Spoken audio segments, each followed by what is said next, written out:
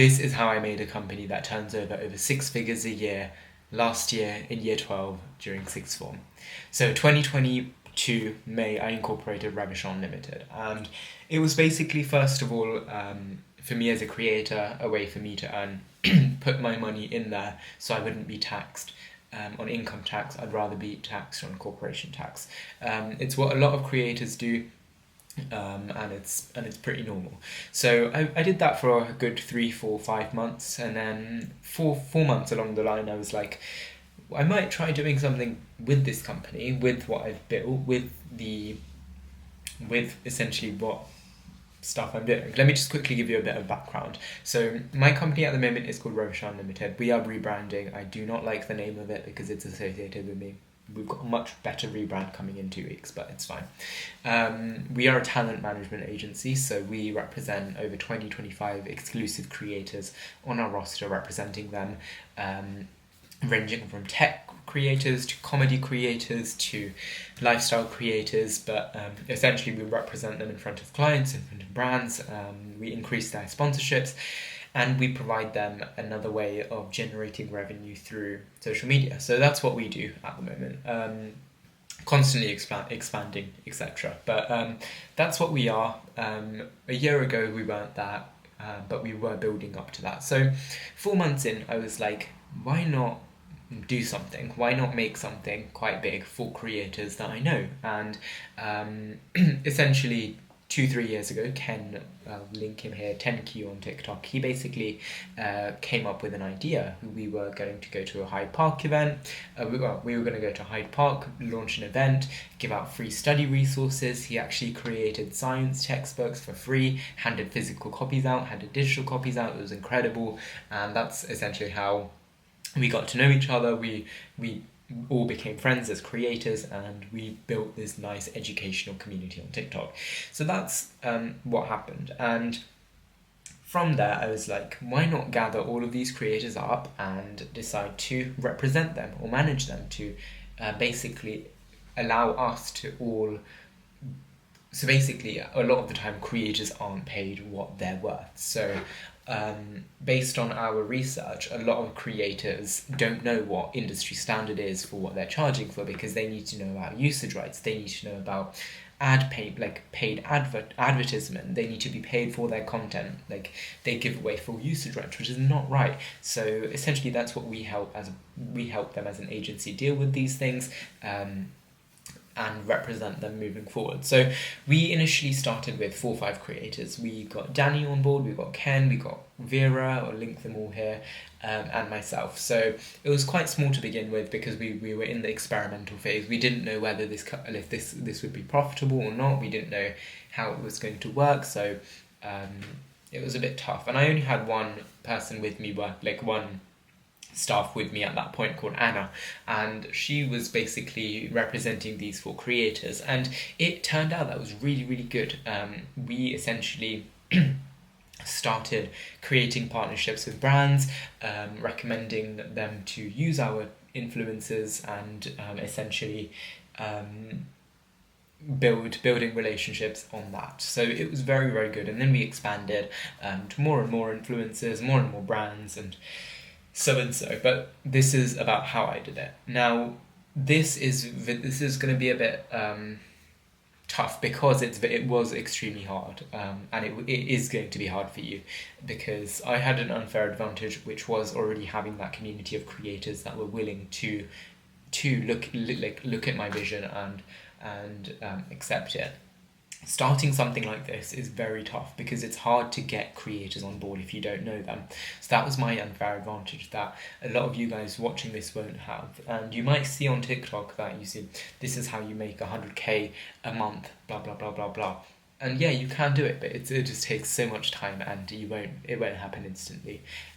Whereas for me, it was a matter of weeks where I did launch this, and it just because of the community and because of the support I had within the creators that I already knew. So that is something to bear in mind if you are looking to do something of your own. And generally, what I like to say, well, we are a marketing agency.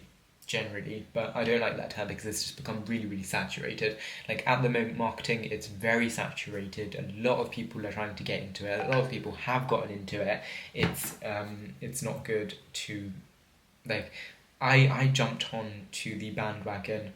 Um, Sorry, I've actually got a promotion with Adobe that I need to post.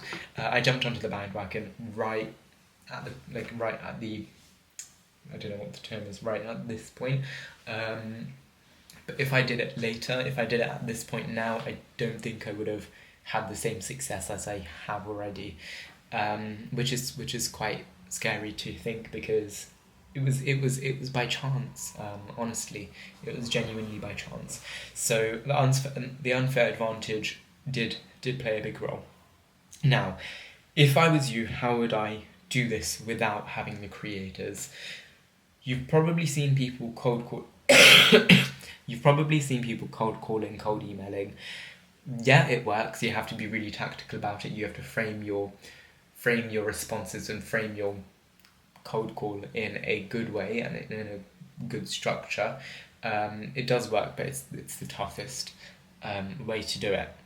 And if I didn't have that unfair advantage, I would start like I don't know, because if I didn't have that unfair advantage, I wouldn't be a creator. So essentially, being a creator myself, and that's the thing that actually got me to start this because of the connections that I made. So before you do anything, make sure you get the connections. Um, so yeah, the next thing is about landing sponsorships. So by sponsorships, I mean how do we as a company land sponsorships from brands and give them to our creators? That normally happens through inboxes. So we provide creators with an inbox that they have access to. So we pride ourselves. A lot of agencies do not let their influencer look at their own emails. We allow them to do that. Um, so yeah, so a lot of the like brand emails come to their inbox, and their manager that we assign to them will help them represent them, negotiate fees, etc. And we as an agency take 20% of the sponsorship they land, and because we have this whole roster of creators in the same niche, same area, we try to get them all on board a specific like the campaign. So it's like a pool of creators essentially, but it's the landing sponsorship isn't the hard bit because they come in every week. What is hard is landing the clients, and this is stuff like consultancy work. This is stuff like creative strategy, which we do a lot of for brands. It's basically like running their social media, running their TikTok accounts, running their Instagram accounts, creating strategies, creating marketing things for them. This was very hard, and this is something that cold calling was. It was all right. It didn't get us anywhere. If I'm being honest, cold calling we have like yet it's very, very hard. It's just too hard. It works sometimes. It just takes a lot of effort, and the return is really, really low. So what we did, we essentially waited for smaller clients to reach out to us, and we'd help them develop their social media if they paid us X amount. And obviously you need to be charging, like you have to charge what you're worth. So you cannot just be like, you cannot undervalue yourself. That's one thing you have to be very strict about. You cannot, this is something that I made a mistake with all the time, you cannot take on board a deal when a client, no matter how big the client is undervaluing you. The only time where this can be an exception is right at the beginning. And right at the beginning, you're going to have no case studies. You're going to have no proof whatsoever to your client that you are good at what you do. And this is where you have to start putting in some work for free, some work to building relationships, to building case studies, because without these case studies, no one's going to choose you. Just put yourself in the mind of the business. Would I want to hire would I want to hire an underqualified student trying to do my marketing work with tons of spelling mistakes? Absolutely no. So what you need to do is get yourself case studies, get yourself get yourself a profile of brands you have worked with, brands that come back to you, and retention rates, analytics, things like that, because that's going to be the thing that really sells you as a company. And you need to be effective at what you do. If you're not effective, they won't hire you. Like, you need to really brush up on your skills. You need to know how to do everything. It was very, very scary, because I was 17 when I started it, and now I'm 18. I've got a lot more experience I have now than I started, but I essentially played my character, saying that I had all of this experience, when in reality I was learning on the job. So you need to be able to not lie, but you need to be able to come off as confident, and you need to be able to present yourself as if you know what you're talking about. Like, one day somebody asked me about what is a Spark ad, and this was really early on in my thing, and at the moment I know a lot about Spark ads because I run them all the time, but back then I knew nothing, and I was like, oh yeah, we run Spark ads on a daily basis with multiple clients, this is what we do, blah blah blah blah. And it worked, but it's really stressful. So you brush up on your knowledge about what you're actually doing, and yeah, hopefully that did help. It was a very like short video, this, because there's just so much to describe, like how we actually run, how many staff we have. We've got around 10 or so. How I manage this. So I've had to cut back on my A levels a lot. It's not good because I've been right now I'm actually on 2 months of 2 months of leave. So I've actually had to hire a full-time person doing the work that I'm doing. His name is Sam. He's essentially running the company for me for the next for the next 2 months. And yeah, I'm basically completely out of the picture right now. I obviously still do my brand deals, but the company's doing really well at the moment. We're going crazy. But yeah, that's it for this video. Hopefully it has helped you again. Like, hopefully you've got an insight into what I actually do. There's so much more. Like, there's more video. I could do so many more videos about this, like how I'm now a CMO of a company in Dubai, how I might be moving to Dubai, how I got equity in a company in Dubai, how